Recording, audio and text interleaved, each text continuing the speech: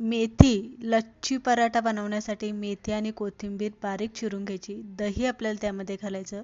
आलं लसूण हिरव्या मिरचीचा ठेचा, पांढरे तीळ, ओवा, जिरी पूड, धने पावडर, लाल तिखट, हळद, हिंग, कांदा लसूण मसाला, मिक्स मसाला, गरम मसाला आपल्याला यामध्ये घालून घ्यायचा. तेल घालायचे, मीठ घालायचे, दही घालून घ्यायचं आणि त्यानंतर आपल्याला एकत्र भाजीमध्ये मिक्स करायचं. जसं जसं आपलं गव्हाचं पीठ बसेल तसं पीठ नेहमीच्या चपातीसारखं पीठ मळून घ्यायचं. 20 मिनिटं पीठ भिजायला ठेवायचं. चपाती पातळ लाटायची. तूप किंवा तेल लावून घडीवरती घडी घालून या पद्धतीने घ्यायची आणि नंतर आपल्याला याचा रोल बनवून घ्यायचा. पिठी न वापरताच आपल्याला हा लच्छी पराठा इथे लाटून घ्यायचा, म्हणजे याचे लेयर सुटतात.